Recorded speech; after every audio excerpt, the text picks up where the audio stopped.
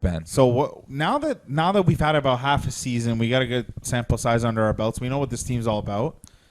What do you think about the depth of this team and like what is that going to mean for the team moving forward? Because right now, like I said, after the top 5, 6, it's thin and there's not a lot of talent, and that's just what it is. Like even on like pick and rolls, like they don't even know where to go. Yeah. And Kyle's throwing the ball where it should go, and they're rolling out to the 3. Like it happened with Utah a couple times, and we're seeing for the first time, I haven't seen this in a while, where Lowry's visibly upset with his team. Yeah. He's visibly frustrated with teammates. Mm-hmm. And he's kind of yelling at them a little bit, kind of like getting into them. Pick it up. Man, like, what do you got to do for Kyle Lowry to do that? And it just seems like there's low IQ players all over. Because when you think about it, like, Stanley hasn't had time to Stanley is not a developed guy. He's not a Raptors development guy. Yeah. Matt Thomas hasn't really had time to develop with, rookie season, COVID, and I don't know what he did to end up on the bench, but, it hasn't really been that long. Yeah. And then Terrence Davis also COVID after his rookie season.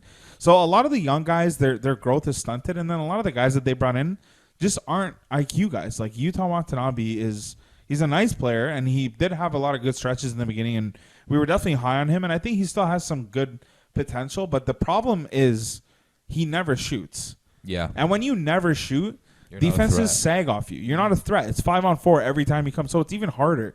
And when he does shoot, he's decent. So, but that's the issue. You're asking these 1 year they're guys, not talented. these brand new guys, and that's another big thing is that this league is a talent league. And how did this happen? And it seems like the Raptors guys. I don't think they're not talented. I just think they're used to playing a specific role in a very, very, very, very limited role. Baines is not talented. We don't see. Okay, but Baines is a different story. But I'm talking about the Bembries. I'm talking about the Wanabes.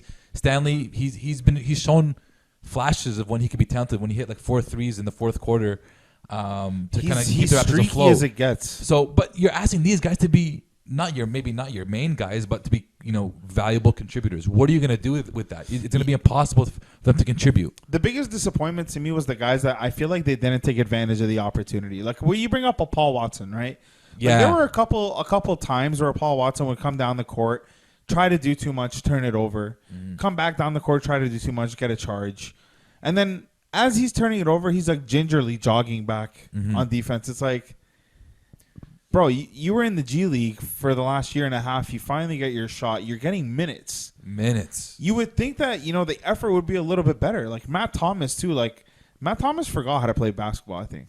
He just but when you don't get to play much on the court, it doesn't help you at all. His form is like 5 seconds slower than what it was before he went to the bench. Because right now, a lot of times he's giving up open shots and he wants to pump fake, and it's like, Matt, you're a shooter. Just shoot it.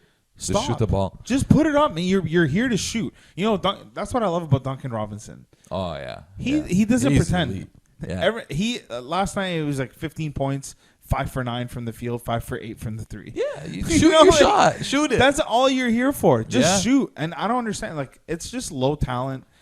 Even when the guys come back, like we saw it all season, when they have to go to the bench, it's tough. Mm-hmm.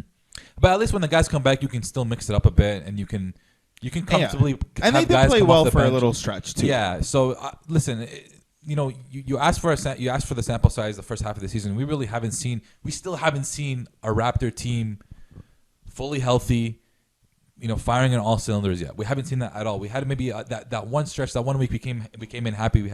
They had the perfect week. I think they're 4-0 that week.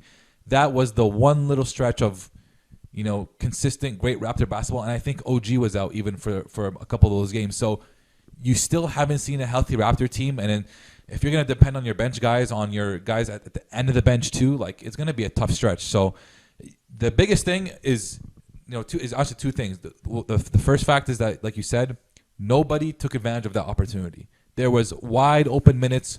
The guys like Bembries, the guys like the Watsons, the Terrence Davises, you guys were supposed to play really good minutes, and you didn't really come and show up. That was your opportunity.